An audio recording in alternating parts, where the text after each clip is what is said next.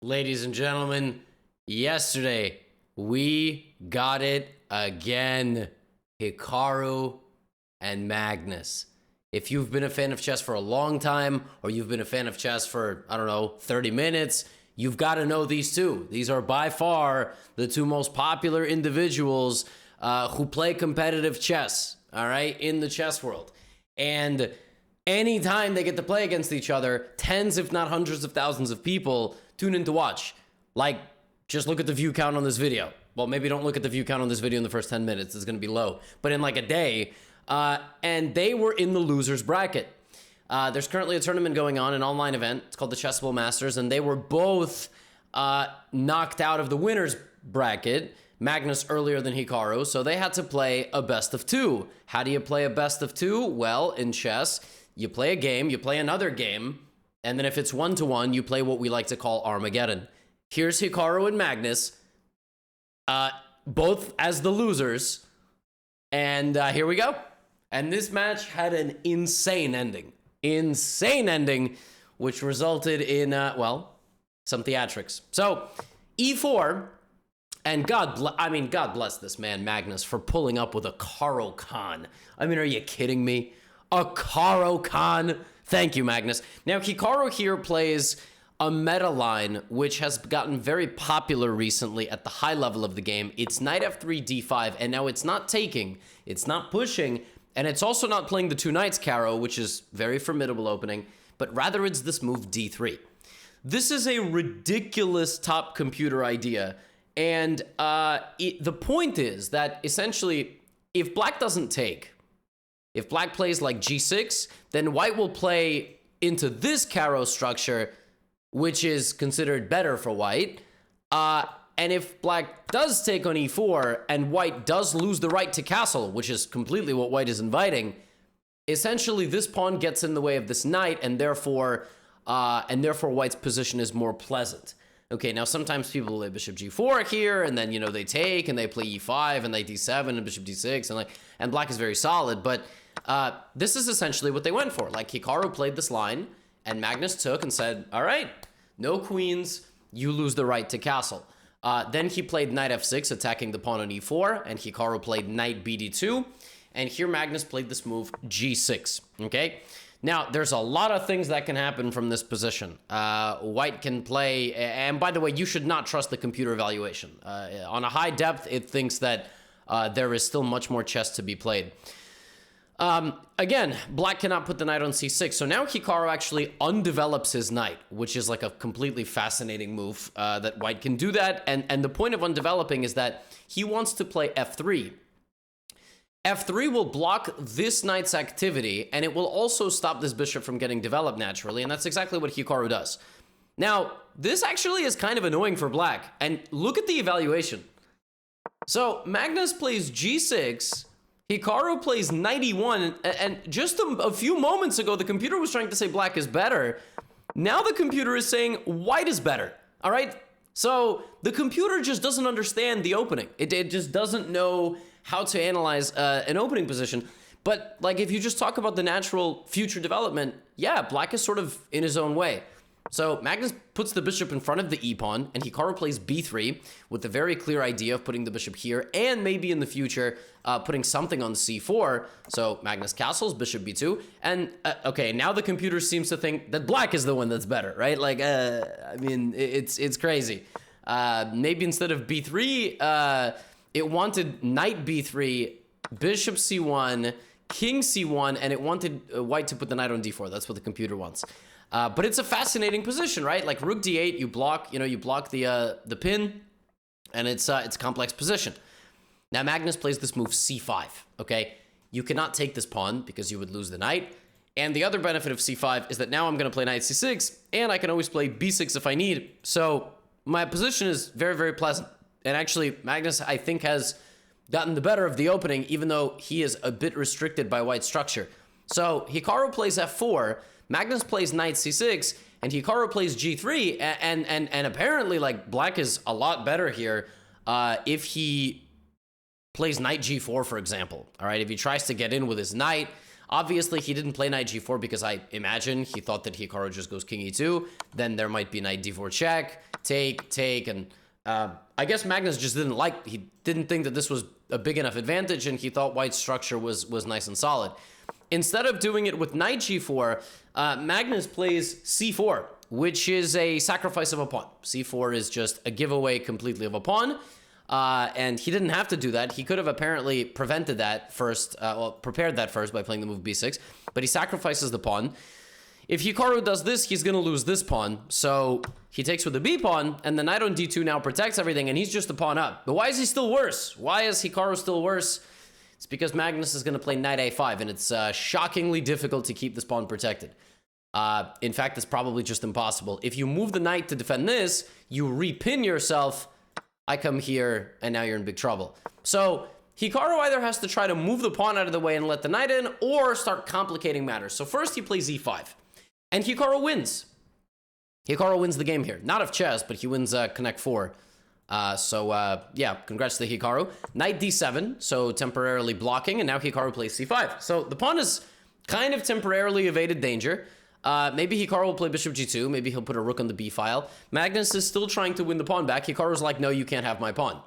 Now, at this point, if Magnus stays a little bit more patient, brings the knight back, and then plays b6, computer is claiming he actually has a very big advantage. The computer is claiming that after something like b6, c takes b6, knight takes b6, like the pressure is very good. Magnus plays b6 first. Okay, he plays b6 first, take, but the difference is that his knight never actually made it back, and Hikaru can take the knight on b6. First, Hikaru goes here, and then he takes the knight on b6. But he should have just taken the knight on b6. The point is that despite all of Magnus's best efforts at staring straight down into Hikaru's position, of course, this bishop doesn't have x-ray vision, but it's still lurking. Even though it looks like black's position can make white's position very dangerous, it's not so simple. And so knight c4, and now Hikaru is up 2 pawns, and still apparently the computer after f6 thinks that black has enough time to break out, hitting this, getting the bishop back, or even playing g5 and just wreck it Ralph.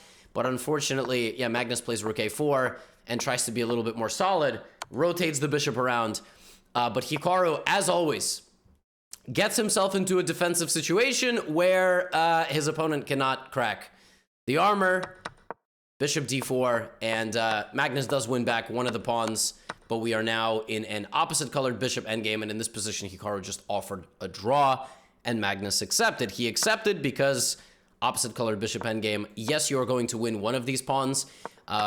You might even win both of these pawns, but this is just a draw. This position is not winnable. But actually, I don't even think you're going to win both of the pawns. But yes, this pawn will get to b6, and this is a draw. Okay, they drew one game. All right, they drew a game. What happens when they play white? Well, we have d4 from Magnus. We have a Nimzo Indian. Remember, this is game 2. The winner of this game either wins and goes back to the winner's bracket, or this is going to be an Armageddon.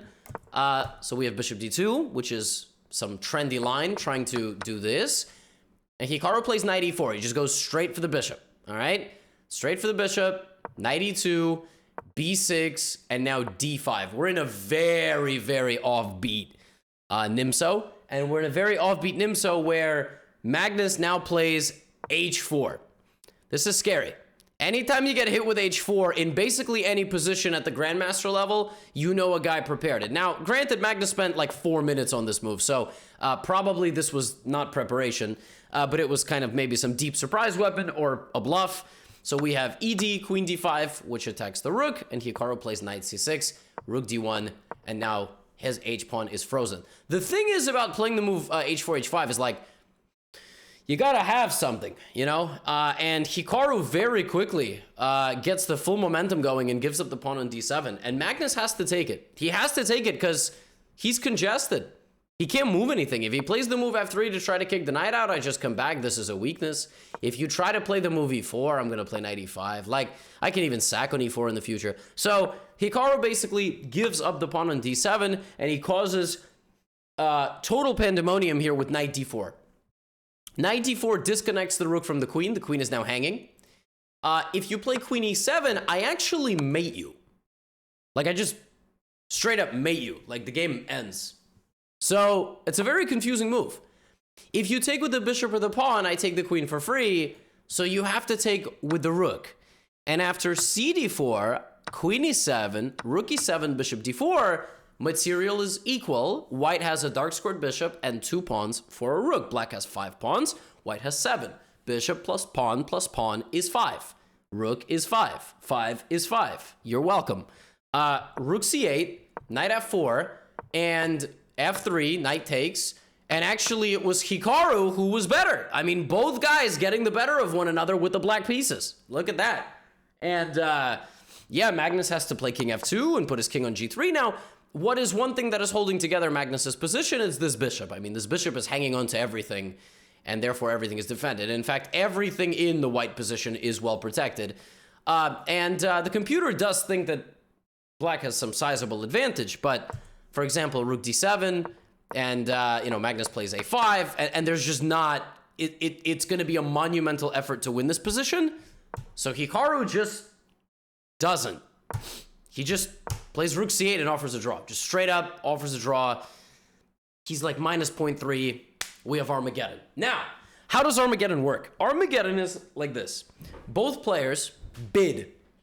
They blind bid. They say, I want black in Armageddon, and I am willing to start with this amount of time against 15 minutes, okay? No bonus time. The reason they want black in the Armageddon is because if the game is drawn, black wins. So essentially, black is playing for 2 results, a win and a draw, which is massive. But in order to get the black pieces, which is an advantage, you need to give up some time. And they don't know how much time they're going to give up. And remember, there was the soul read from Magnus, which was bidding 1 second less than Hikaru. This time, Hikaru wins. He bids 9 minutes and 17 seconds. Magnus bids 9 minutes and 27 seconds. And Hikaru has the black pieces. And as you can see, it is 15 minutes to 9. That is a big advantage. That's a very, very big advantage of time. So, knight c3, and we have a 4 knights. 4 knights English. We don't have a 4 knights king's pawn. Now, here white can play g3. White can play g3, e3, e4, d3, d4, and a3. I have seen every single one of these moves played. Magnus plays the most forcing move, which is d4. This is not a way to get an advantage, but it's certainly a surprise weapon. Take. Hikaru develops the bishop to b4, and he is going to castle as well. Magnus puts the bishop on g2, and you'll notice that Hikaru is not rushing. He is completely, he's just developing all of his pieces, castles, and now we have our first moment of the game. I mean, at this point, I would probably take because the bishop is no longer pinning anything, but Hikaru doesn't. He plays h6. H6, played after 27 seconds of thought, prevents white from playing the move bishop g5. But what it does enable is white playing knight d5. So, essentially, Hikaru is saying, I don't need to take this knight, because that is what Magnus wants me to do. He wants me to take. He wants to allow me, get the bishop out. And then if I play h6, I've already given up my bishop, so now he can just go here. So, I'm going to play h6. He could play knight d5. I'm going to defend my position. I'm going to trade the knight, and I'm going to trade the second knight. Hikaru's down 7 minutes. I mean, this is crazy. All right. He's down 7 minutes. Now he has to defend his bishop. Bishop e3. Cuts away bishop c5. Bishop back to d6. This is unpleasant. Rook fd1. All right. b6 looking to get bishop c5. Queen slides out of the way. Now there is no bishop c5. Rook ac1 is coming. And from the opening stage, it was Magnus with the advantage. And Hikaru's down 6 minutes on the clock. I mean, this position is really bad. Because you're just going to go here. The guy can't take on e2 because of rook e1. Then he takes with check, and then he wins back the queen. So what do you do? Like, really, how do you defend this position? You move your bishop somewhere. c7 is weak. c7 falls. All of this falls. Hikaru plays bishop a6. All right? Defending his position.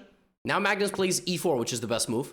Hikaru takes on f4, which is close to the best move. Now Magnus can create an imbalance here and open up potentially g-file ideas, but he just takes with the queen. Folks, he's up 5 minutes and 40 seconds. Hikaru has 5 minutes, and he's much worse. His c7 pawn, frail. d6, an idea. He has to go d6 himself and basically hope Magnus does not just completely ravage this. Magnus plays rook c3. Hikaru plays queen d8. Rook c1, rook e7, conjuring up some defensive formation. Magnus h4. Magnus is just playing the top line of the computer, like every single move. And he's able to do that because his position is so easy. The fact that Hikaru even found this defensive configuration is ridiculous. The reason it's impressive is he cannot play rook c8. Cannot play rook c8 because at any given moment, this is going to happen. And, you know, then the attack is going to come in. So Hikaru's got absolutely no moves and he's down 6 minutes. And he has no bonus time. His time is just ticking. So he plays bishop e5. He doesn't know what to do. It's an absolute carte blanche for Magnus. He could do whatever he wants in this position. He's just going to march Hikaru down. Hikaru is like the fighter who's got like a hurt body from body punches. His leg is compromised. He's just sitting, but he's not done. All right, he's not done, and Magnus is walking him down in the ring. He's got to put him away. All right, he's got to put him away, or else Hikaru's gonna find a way back. So Magnus plays g4. Hikaru f6, covering up. I mean, look at this. Every pawn on a dark square. You cannot find an uglier position, but he's not losing. He's not losing yet. G5, here comes Magnus knocking on the door. Probably the right decision. Hikaru takes, and now plays rook f7, attacking the queen. And you know what Hikaru does? He just takes the pawn. He just takes the pawn. He's got 4 minutes on the clock against 10. And he's worse. Bishop h3 coming into e6. How are you going to defend this position? Hikaru plays bishop d7.